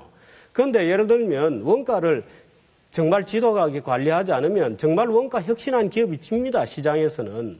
말하자면 무엇이 공정한 경쟁이냐. 우리끼리 박 터지게 싸우는 게 공정한 경쟁이죠. 예를 들어서 갑을 비틀어 가지고 내게 기왕에 내가 거래를 하는 내 납품업자인데 경쟁자가 이미 있어요. 나를 꺾고 누르고 납품권을 딸 수 있는 경쟁자가 있는데 나를 지금 거래하는데 갑이 나를 목을 조르고 있다고 야, 갑 꿀밤 줘가지고 내게 더 주라 그러면 나머지 두 사람이 오히려 죽죠. 경쟁 구도는 기본적으로 그런 게 아닙니다. 그래서 경제 구조에 대한 경쟁 구도에 대한 일반적 오해들이 만들어내는 무참한 짓을 지금 하고 있는 겁니다. 예를 들어서 원가 후려치지 마라. 원가 후려치지 않고 어떻게 합니까? 예를 들어 지금 생수시장 싸우는 거 보시죠. 그 생수시장 우리가 편의점에 생수 사러 가보면 생수 가격이 요즘 어떻게 되는지 느끼죠. 격렬한 경쟁이 일어나고 있는 것. 그걸 통해서 우리는 싸고 좋은 생수를 살 수 있는 거죠. TV가 하나 나오면요. 신제품 나오면 300만 원입니다. 1년 반 지나면은 40만 원으로 떨어져요. 2년이 되면 땡철입니다. 그런데 3년 전에 예를 들어 2년 만에 300만 원 하던 테레비가 1년 반 만에 30만 원으로 떨어지는데 어떻게 원가를 안 칩니까? 원가를 쳐야죠. 예를 들어서 누가 그럼 최종적인 갑이냐? 소비자가 갑이죠. 소비자가 최종적인 갑이잖아요. 그래서 대기업들도 끌려가는 겁니다. 대기업들이 왜 갑입니까? 예를 들어서 갑과 을의 긴 사슬로 보면 최종적으로 경제에 있어서 최종 갑은 소비자죠. 그러니까 테레비가 300만 원이 30만 원으로 가격이 떨어지는데 그 30만 원으로 떨어지는 그 납품업체들이 원가가 후려치지 않아지면 어떻게 되겠어요? 그 기업들은 결국 다 망하게 되죠. 그 다 죽는 거죠. 그러니까 모기업도 죽고 하청기업들도 다 죽는 거죠. 이 부분은 김 교수님 반론을 좀 들어야 될 간단히 거군요. 그냥 짧게 답변하겠습니다. 그러니까 저는 뭐 이제 구체적 사례보다도 어떤 일반적 수준이 중요하다고 생각을 하는데요. 경쟁이 가지고 있는 시장 내에서 경쟁이 가지고 있는 장점을 부정하는 것이 아니라 이 무한 경쟁을 허용함으로써 사실 시장이 약탈적 성격으로 변화하는 것 때문에 그렇습니다. 예를 들어 우리나라 예가 아닙니다. 미국이나 유럽에서 독과점 규제법이나 예를 들어 공정거래법 같은 걸 왜 도입했겠습니까? 예. 이 경쟁이 갖고 있는 장점을 부정하는 게 아니라 경쟁이 가지고 있는 장점은 잘 살리되 시장에 참여하는 주체들 간에 그래도 공정한 경쟁들이 이루어져야 되는 것 아니냐. 문제는 우리 사회에선 그러한 공정한 경쟁이 제대로 보장되어 있지 않다는 게 저는 문제의 핵심이라고 생각합니다. 예, 이제 현 원장님 먼저 드리죠. 지금 갑과 을 관계, 문화를 얘기하면서 이제 결국은 이제 뭐 시장에서 공정성 이야기까지 이제 나왔는데요. 저는 조금 정리할 부분이 좀 있는 것 같아요. 지금 처음에는 이게 갑과 을의 문제가 계약은 공정한데, 계약 이외의 분야에서, 부당한 갑의 어떤 요구, 그 갑의 성과를 내기 위해서, 거기에 이제 뭐 노예 근성이든 뭐든 부합하든 뭐 저항하든 이런 문제. 그러니까 계약 내에서 불공정하느냐, 혹은 계약은 공정한데, 계약 이외의 이 분야에서 또 불공정한 요구를 하느냐. 이제 이런 두 가지 차원 좀 구분할 필요가 있어야 되는데 이제 후반부 얘기는 지금 계약 자체가 불공정하다. 공정해야 되는데. 근데 이런 거는 상당히 좀 우리가 좀 더 그렇게 하다 보니까 이제 갑과 을이 그럼 계약이 공정하다면 갑과 을은 굉장히 대등한 입장입니다. 보자면 그죠? 그러면 뭐 거기서는 갑이 더 위에 있을 수도 없어요. 근데 물론 또 계약 이전의 상태를 본다면 보다 유리한 권력을 갖든 혹은 경제적인 부를 갖든 보다 더 유리한 갑적인 위치에 있는 사람과 을의 위치에서 계약을 할 수가 있어요. 근데 어떻게 서로 위치가 다른 사람끼리 계약을 할 때 공정한 대등한 입장에서의 계약이 됐겠습니까? 똑같이 이윤을 공정하게 나눠 갖겠습니까? 저는 그래서 이런 차원에서의 계약 내의 공정성 문제를 한번 논의해야 될 거고, 하나는 계약 이외에 불공정한 거래나 부당한 압력이나 뭐 타협이나 이런 것이 있느냐, 두 가지 차원에서 논의가 돼야 될 것 같아요. 알겠습니다. 그 지금 논의해 주시는 것들이 사실 그런 부분 두 가지를 지금 병행해서 이야기를 진행을 하고 있는데요. 지금 어차피 경제 민주화 얘기가 나왔고, 지금 그 자유로운 시장 개인 간 거래에서의 경쟁 구도의 정당성을 이야기하셨고, 좀 개입 여부를 좀 말씀을 하신 것 같은데, 그리고 거래에서 경쟁은 인정하지만 그 경쟁이 공정한가 안 공정한가에 대한 지적을 아마 김 교수님이 해주신 걸로 알고 있습니다. 그래서 이 담론 조금만 더 이어가겠습니다. 모 의원이 이런 이야기를 했어요. 그 갑을 관계에서의 공정 거래는 경제민주화 범죄에 속한다. 이것이 아마 공정거래는 경제민주화 범죄에 속한다라는 얘기가 아마 세 분의 의견이신 것 같고 어쩌면 두 분도 좀 포함되신지 모르겠습니다만 정 실장님이 약간 좀 입장이 다르신 것 같습니다. 일단 황상수 선수께서 이 이야기를 좀 더 진행을 해주셨으면 좋겠습니다. 예, 그래서 이제 갑을 관계에서 예. 그 공정한 경쟁의 룰을 만드는 부분에서 저는 그 진보 진영이나 야권이 지적을 안 하고 있는 부분이 있다고 봅니다. 예. 말을 하려면 모든 이야기를 다 해야 되거든요. 그래서 이제 저는 그 노동자 내부의 그 이 갑을 관계 부분을 그 이야기를 안 할 수가 없습니다. 앞으로 지금 우리 사회의 최대 현안이 될 문제가 노사정위원회.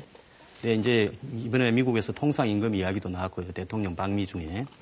그래서 이제 우리 지금 사회에 보면 이 노사 관계에서 사용자가 갖고 가야 될 몫과 노동자가 갖고 가야 될 몫이 있는데 노동자가 갖고 가야 될 몫 중에서 상당한 부분들을 공기업이나 대형 사업장 이런 대기업 노조 부분이 그 사람들 숫자는 한 170만 뭐 된다고 들었습니다. 근데 비정규직은 한 850만, 뭐 어떤 사람은 600만이라고도 하고요. 이제 이랬는데 근데 이제 이런 어떤 부분들이 동일 노동의 동일 임금이 지불될 수 있는 원천적인 환경을 이 노동자 내부의 정치 권력 관계에서 공정한 시장, 그 노동 시장 공급의 이 원칙을 막고 있는 거죠. 또 이것만 막는 부분이 아니라 실제로 이 정규직 노동자들이 비정규직 노동자들과 버스를 같이 타지 않는다. 또 심지어 식당에 제가 아는 어떤 노무사가 여름에 이 노동 현장을 방문했는데 컨테이너에서 땀을 뻘뻘 흘리면서 밥을 먹더라고요. 왜 여기서 먹냐 하니까 아주 호텔 같은 식당이 있더래요. 근데 거기에서 정규직 노동자들이 비정규직 노동자들과 밥을 같이 먹기 싫다고 했답니다.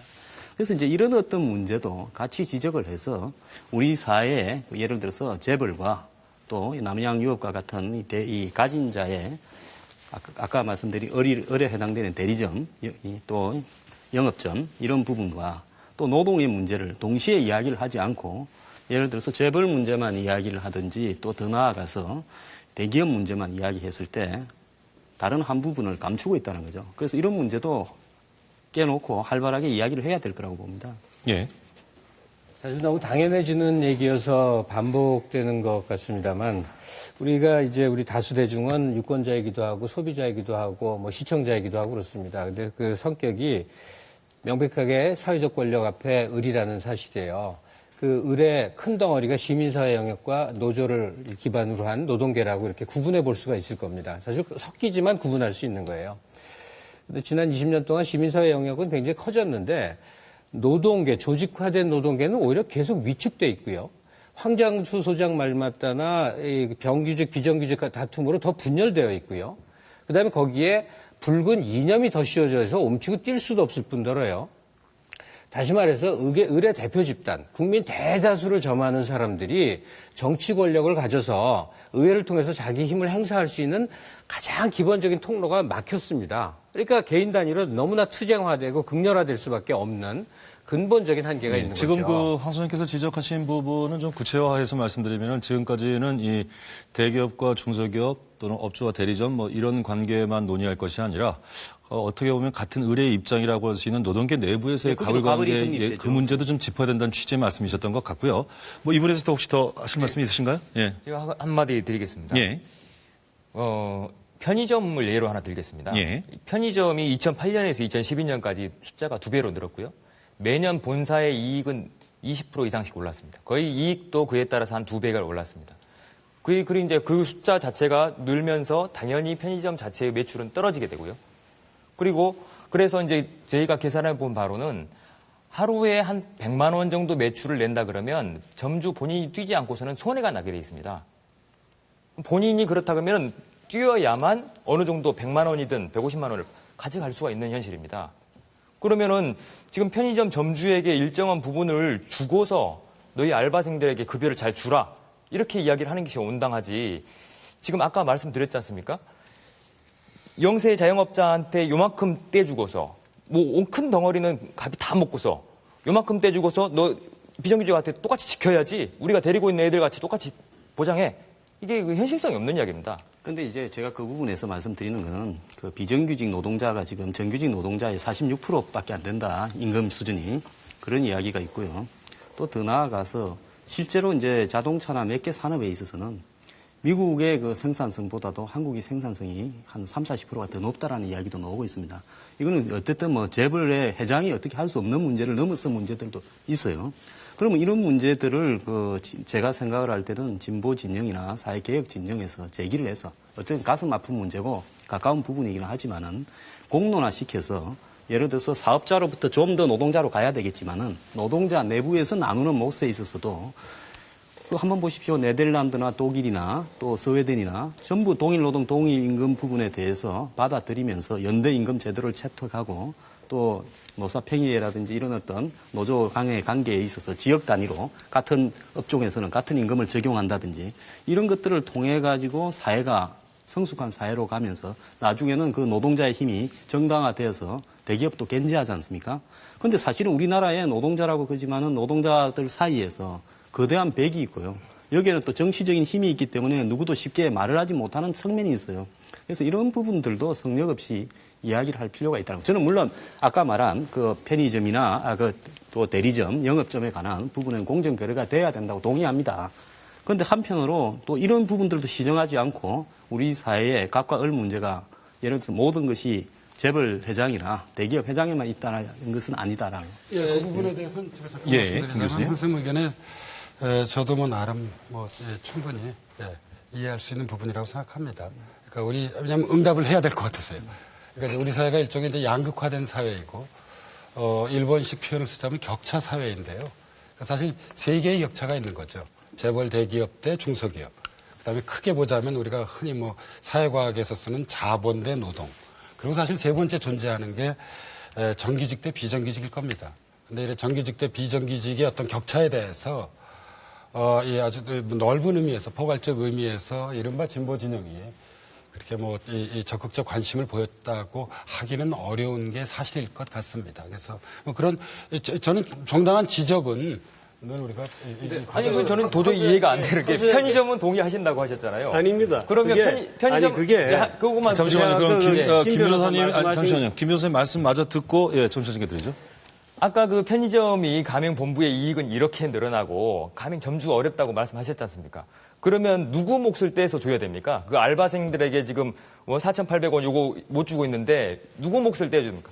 가맹본부의 몫을 떼가지고서 공정한 거래를 줘가지고서 가맹점주에게 주고 7, 8천만 원을 받거나 1억을 받는 노동자들의 몫을 떼지 않고 예를 들어서 지금 현재 제조업도 세계적 불황 속에서 제조업도 조선이라든지 자동차도 지금 어려워져 간다지 않습니까? 그럼 이런 부분에서 예를 들어서 소장님 말씀은 본부의 몫을 떼서 줄 수 있는 몫이 한계가 있는 거죠. 말씀하시죠.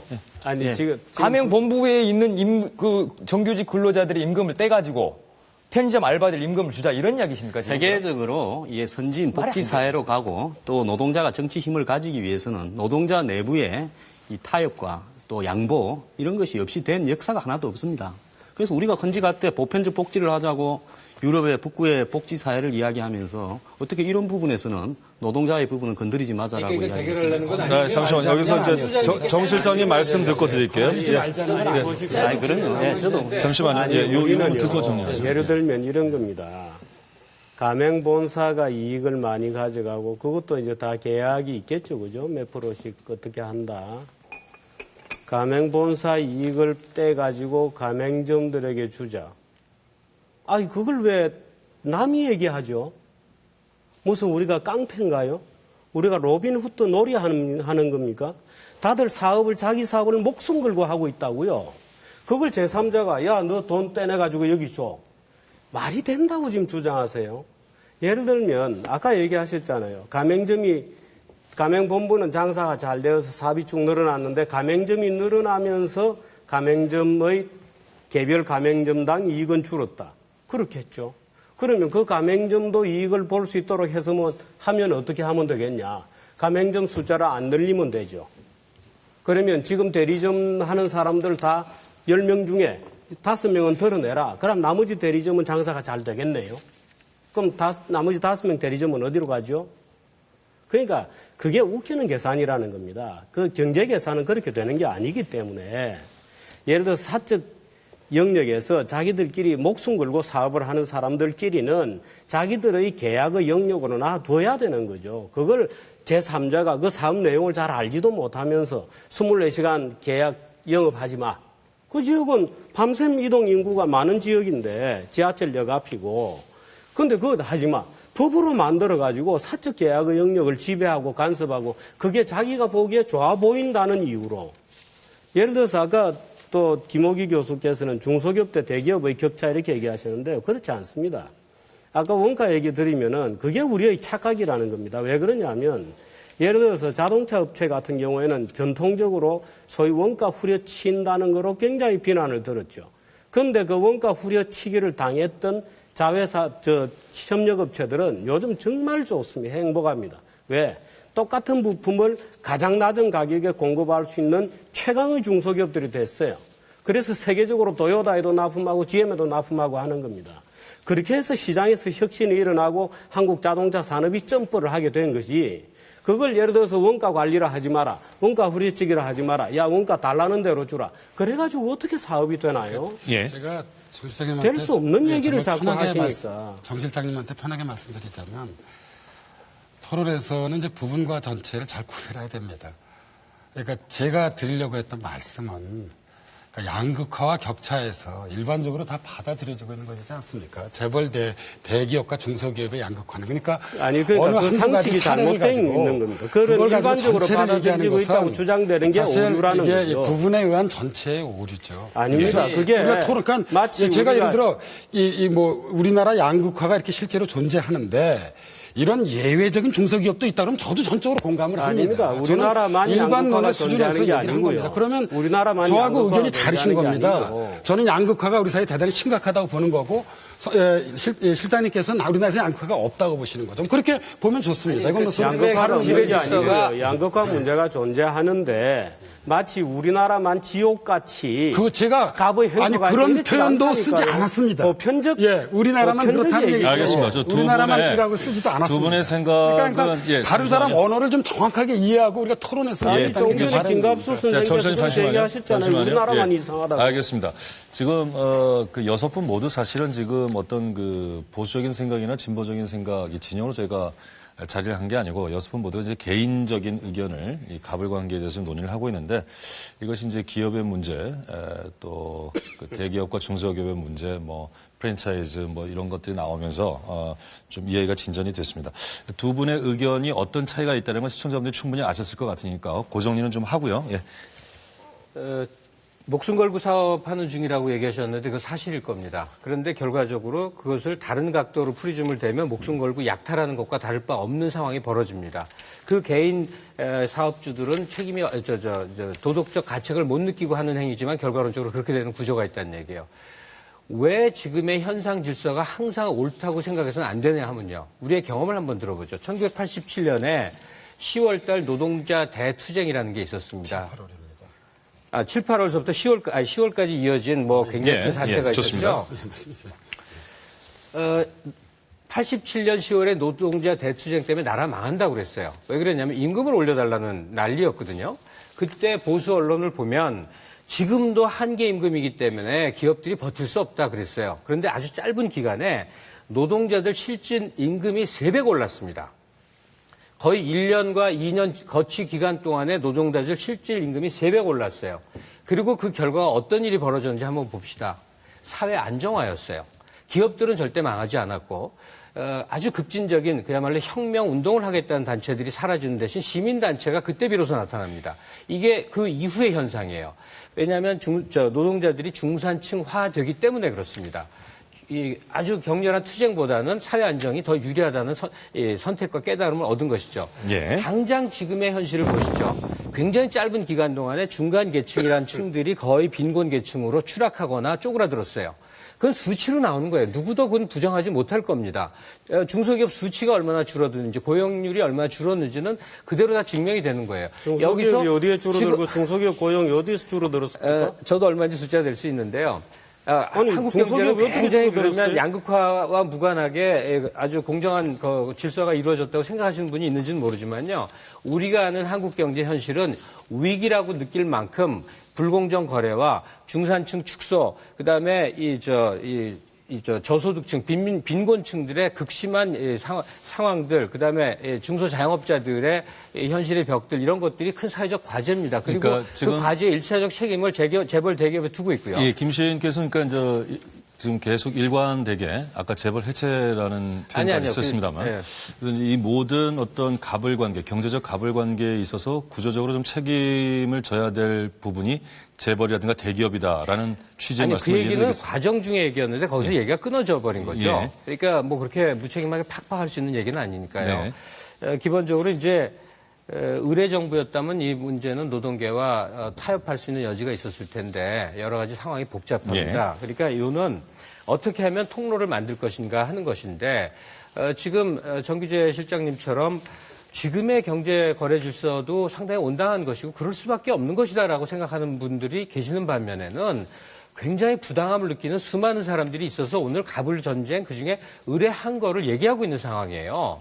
의뢰 목소리가 나올 수 있는 공식 통로가 만들어져야 된다는 얘기입니다. 그게 상시된 것은 노조나 그 밖의 단체들을 의미하는 것이고 국가기관으로서는 이미 우리가 알고 있는 것들이 있는데 이게 제 기능을 하고 있지 않는 것들을 그냥 우리가 방치하고 있단 말이죠. 알겠습니다.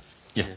오늘 이제 주로 뭐 이 대기업과 또 예를 들어서 뭐 영업점, 아무래도 남양유업 문제 때문에 그렇게 돼 가는데 사실은 또 우리가 여기서 이왕 갑을 논의하려면 지금 또 거론해야 될 부분이 또 있습니다. 현재 그 우리나라 빈곤층이 한 1,000만 명 정도, 19.몇%라고 해서 맥킨지 보고서에서 나왔죠. 1,000만 명쯤 되는데, 자, 여기 오기 전에 그 의견이 있으면 좀 해달라고 제가 트윗에 이야기를 하니까 어떤 그 젊은이가 자기는 아르바이트 요원으로 굉장히 성실하게 일을 했다는 거예요. 그래서 이제 잘한다고 해서 이 페이도 올려주더랍니다. 그런데 본인이 4대 보험을 이야기를 하니까 바로 해고를 시키더라는 거죠. 그래서 이제 이런 것처럼 너무나 무력하기 때문에 그 영업점이나 대리점이나 이런 분들 위치에까지도 못 가 있기 때문에 한마디로 조직화도 할 수 없는 이런 빈곤 계층에 있는 그 아르바이트, 임시직 이런 것으로 파견직으로 전전해야 하는 사람의 의뢰 문제도 분명히 앞으로 우리가 좀 거론을 해야 된다는 거고요. 이번에 그 라면 상무나 이런 부분에서 불거진 또 한편에 그 감정 노동자들이 있지 않습니까? 예를 들어서 서비스 직종에 종사하고 식당에서 일을 하고 매장의 판매 직원, 얼마 전에 자살한 백화점에 그 여직원도 있었지 않습니까? 이런 부분에 관한 문제들에 있어서 예를 들어서 이게 과연 국민들이 의식개혁을 하자, 또 약한 어떻게 보면 자기를 조직화도 할 수 없는 천만의 이 분산되어 있는 개별 임시직 노동자들을 갖다가 어떻게 할 것이냐. 이런 부분에서 이 사람들은 언론에 접근할 수도 없고요. 실제로 이 사람들은 SNS도 잘 접근을 못합니다. 그래서 우리가 이런 부분들도 간과하지 않고 그 사람들의 목소리를 대변하고 모아주는 부분에 노력을 해야 되지 않겠나 이런 생각을 합니다. 예, 좀 뭐 좋은 말씀 주셨는데 이제 그런 노력들을 하는 이제 방법론 얘기가 좀 되겠죠. 예.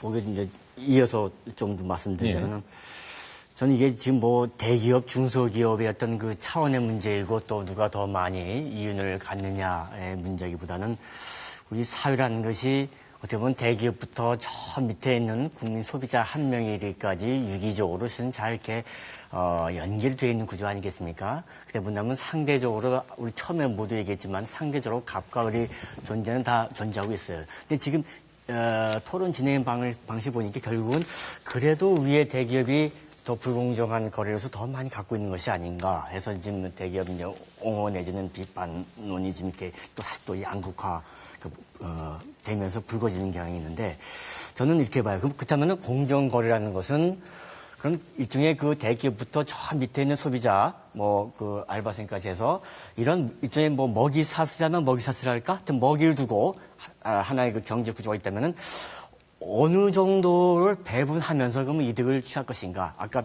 김 변호사님 말씀하신 바와 같이 편의점, 최 밑에 있는 편의점은 거의 그러면 뭐 이윤을 가질 수가 없다는 얘기 아니에요. 그래서 불공정하다는 뜻입니다. 그렇게 본다면은 저는 이렇게 본다면 이것은 결국은 이제 법과 제도의 문제고 얼마나 그러니까 제가 모두에 말씀드렸죠. 이게 전부 다 이윤 추구 그 탐욕주의 때문에 생긴 것이다. 그것이 중소기업은 중소기업 나름대로 또 그 위치에서 또 탐욕을 부리려고 할 것입니다. 그다음에 정규직과 비정규직 보면 또 정규직은 또 차별을 하면서 자기 나름대로 더 많은 상대적 이익을 또 취하려고 할 것이고요. 이렇게 본다면 이런 구조에서는 우리가 역시 정교하게 치밀하게 각 단계 먹이사슬마다의 그 이윤 배분에 그런 치밀한 법 개정 같은 것이 필요하다고 보고요. 근데 현실적으로는 이런 건 우려하고 있습니다.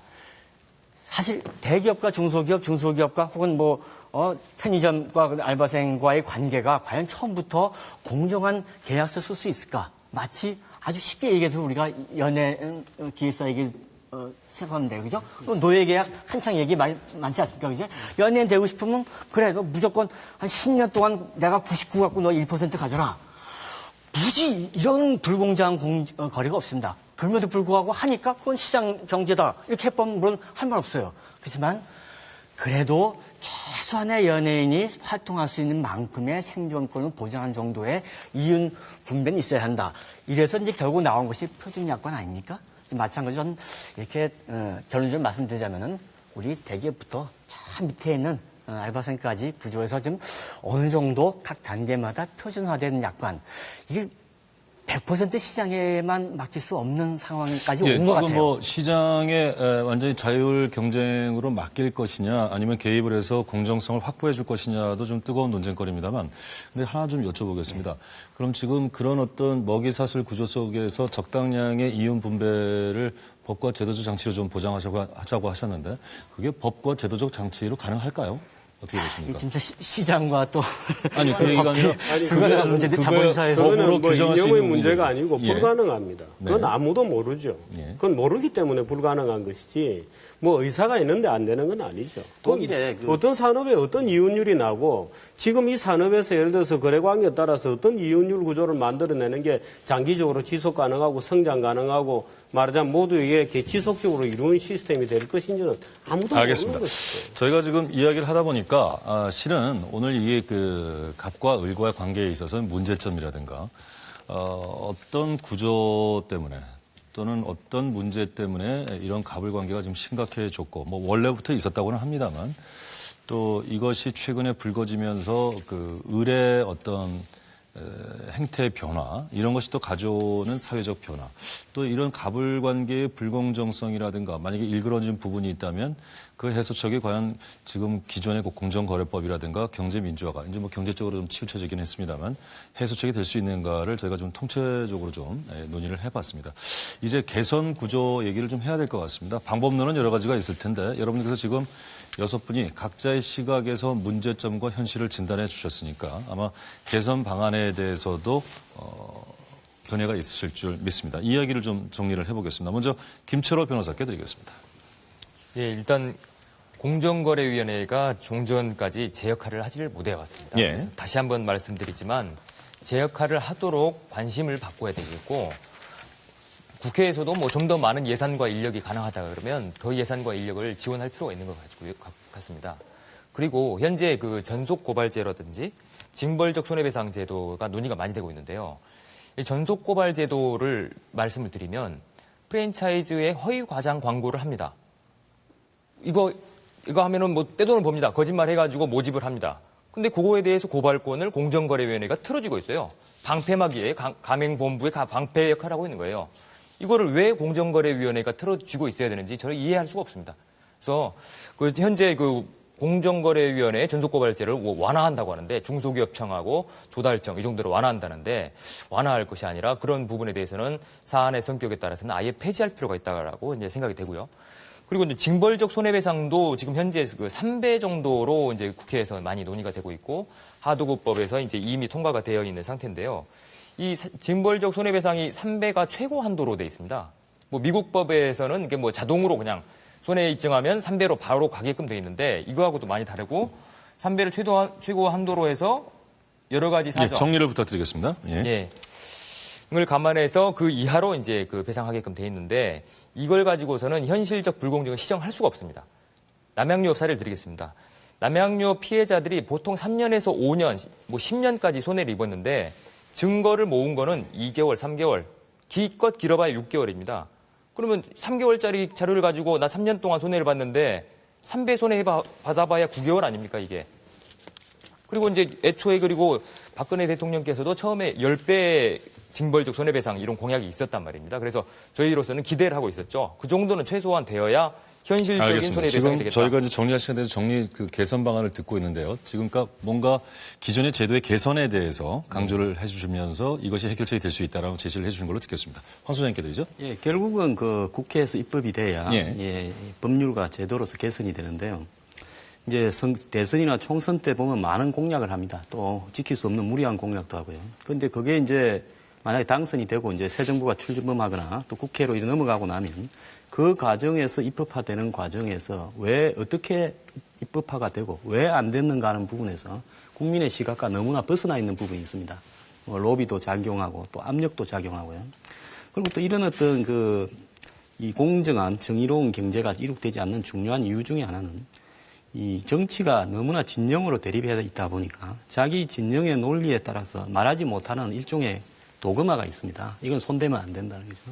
이런 부분이 있는 한은 항상 거기에서 사각지역이 발생하고 그 사각지역에는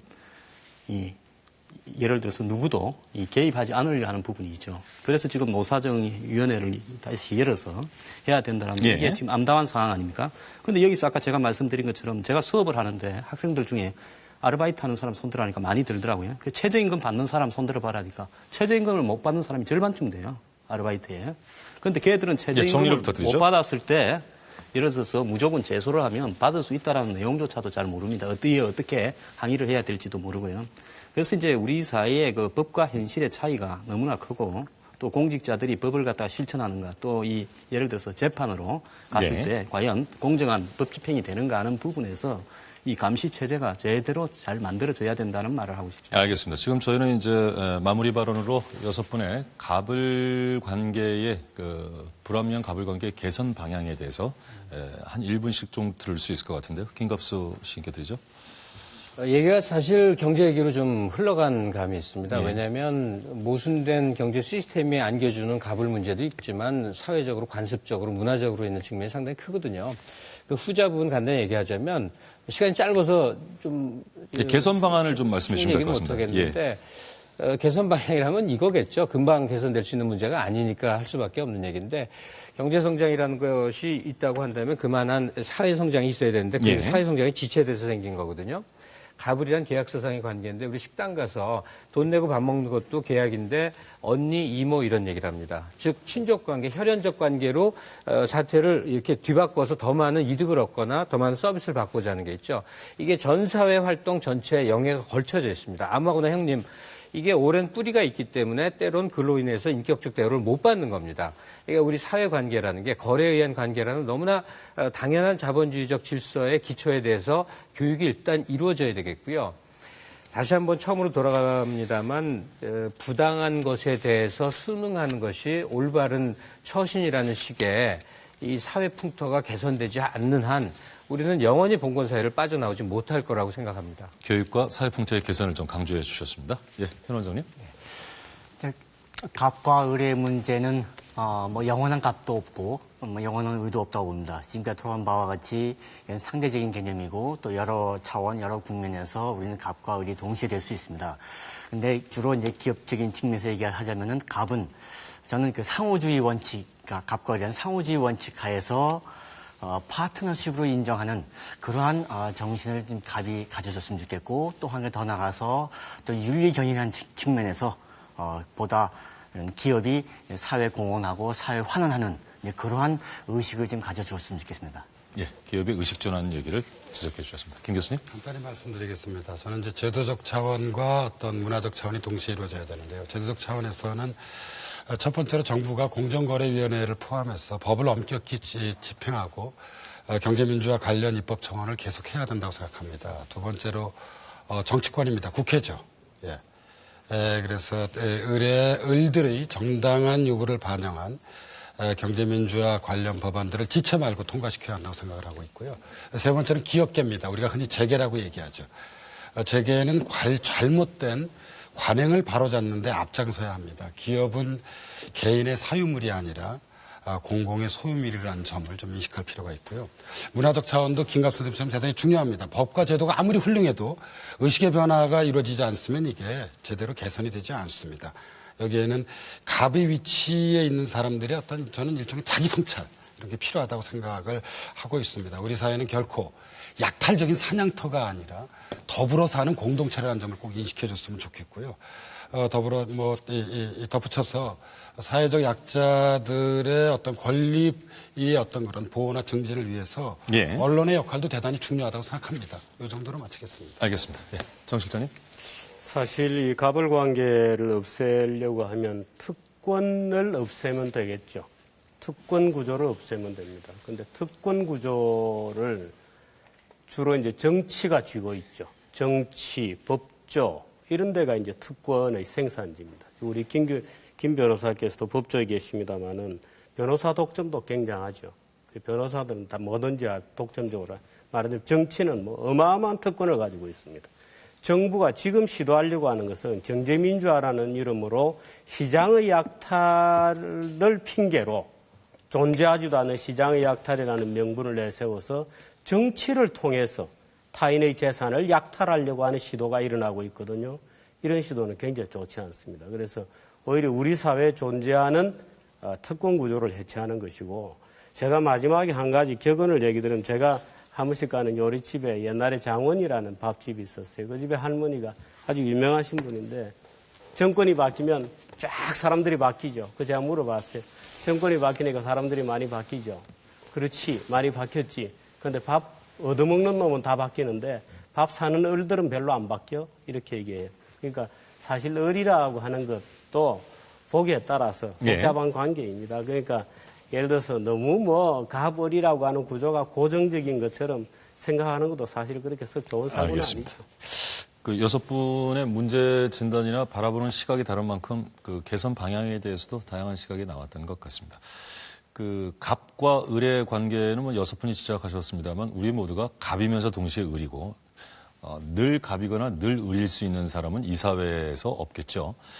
다만 갑이 불합리하고 포괄적인 갑이 아니라 존경받는 리더로 변모할 수 있는 것은 없는지 그 방법은 이제 앞으로 사회적 담론으로 우리가 좀 논의를 더 해봐야 될 것 같습니다. 오늘 토론이 그런 단초가 되기를 희망해 보면서 오늘 6분의 토론자 여러분께 감사드리고요. 늦은 밤 시청해 주신 방청객 여러분, 시청자 여러분께도 감사드립니다. 백분 토론은 다음 주에 찾아뵙겠습니다. 고맙습니다.